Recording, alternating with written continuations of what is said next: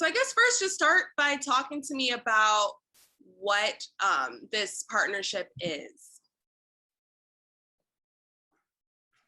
Yeah, I'm happy to kick things off, Robin, if that works for you. Sure. So this, our teaming up with Global Growers Network and Foodwell Alliance is part of this larger national program that Love Tito's has called Block to Block.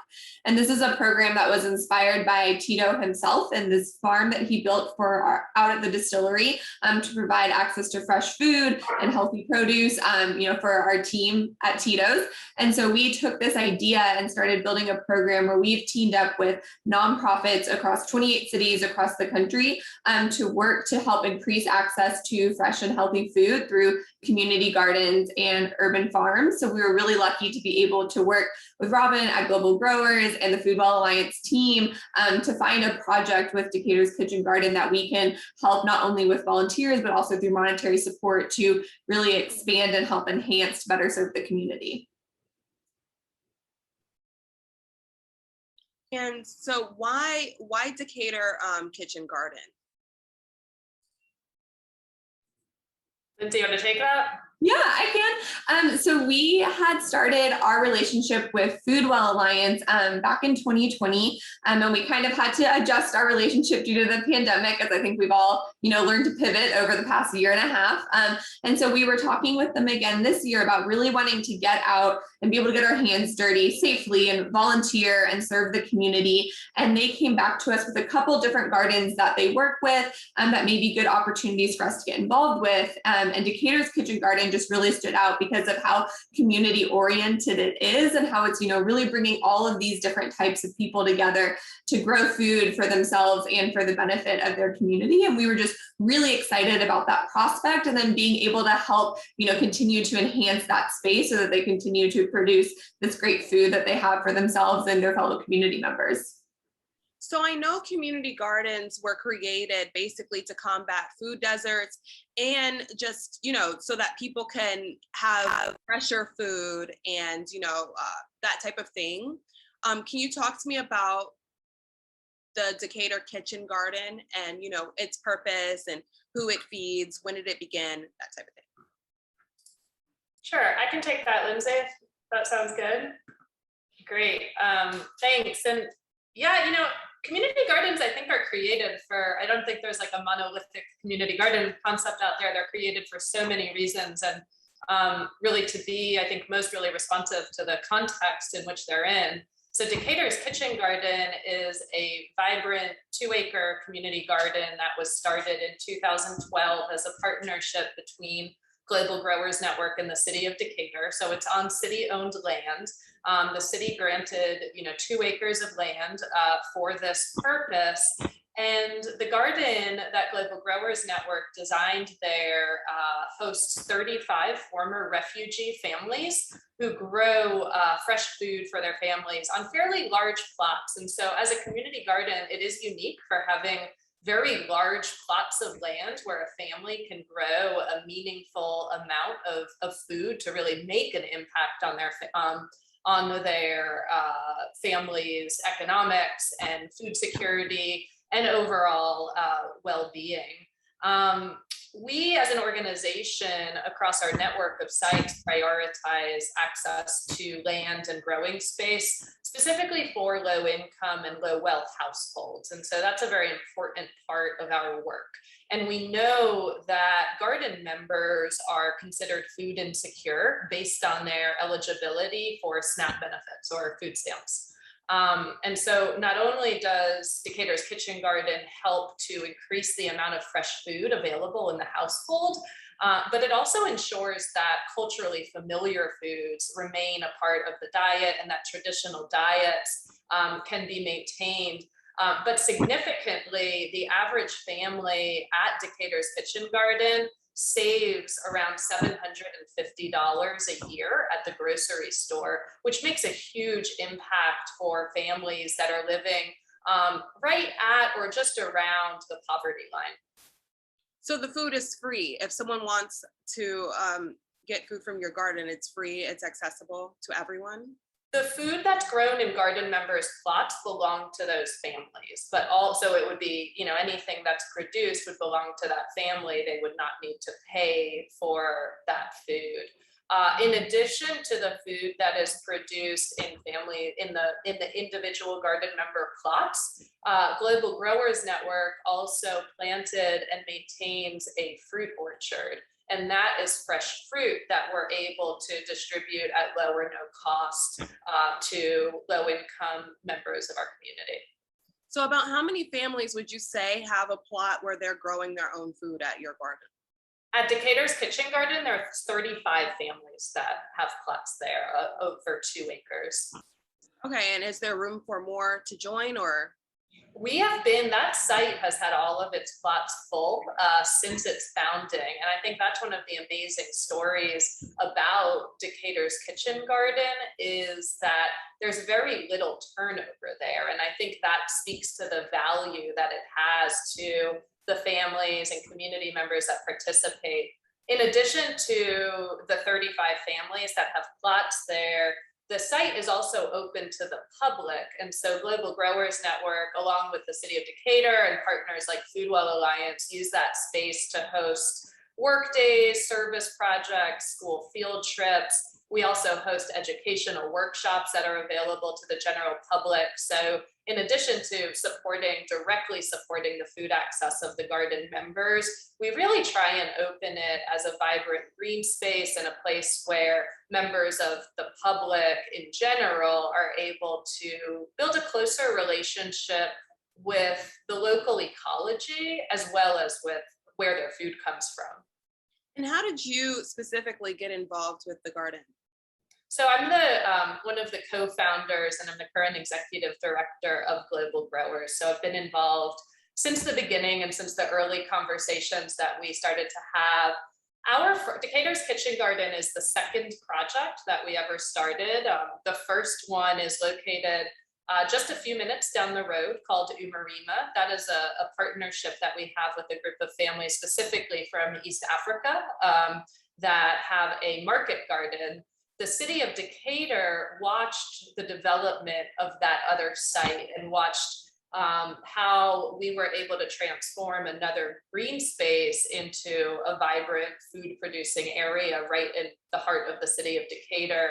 So they were looking for a partner to activate this 2-acre parcel that they had identified. And it was a priority of the city at the time to support projects that increased food security in the community. And so they contacted Global Growers and invited us to submit a proposal for how we would use that space.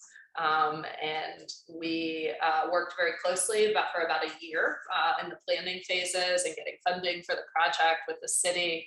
And then our first seeds so we spent a lot of 2011 kind of building out the site, and then our first seeds were planted in 2012.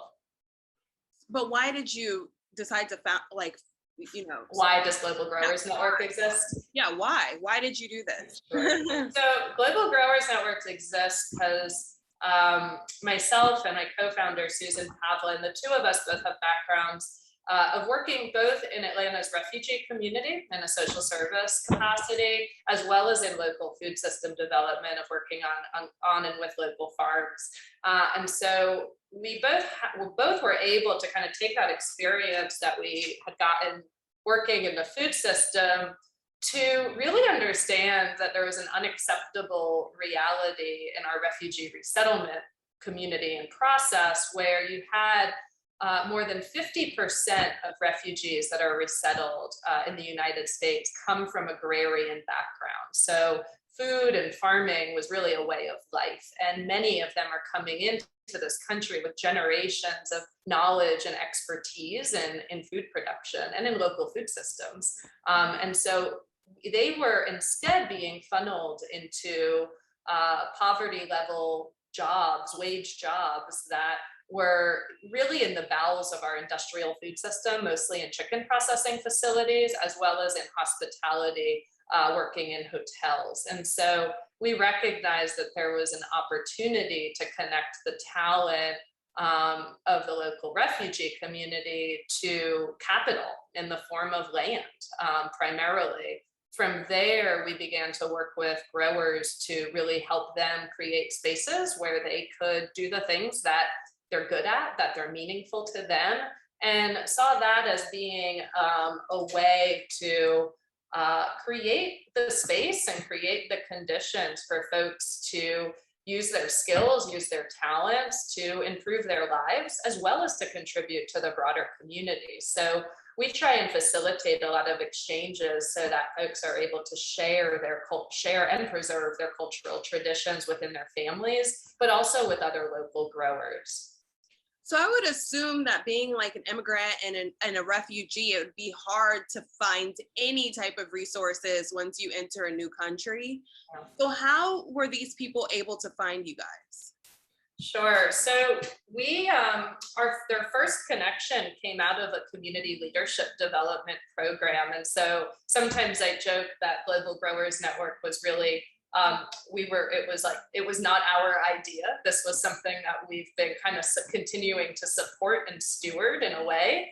And that was how we started our first project. When we started that first project in Decatur, we did not anticipate at that time that others would follow, but it was really through word of mouth that it spread throughout the community, that there was a group of families that had gotten access to land and they were growing fresh food. They were selling some of that extra food at local markets on the weekend to earn extra income.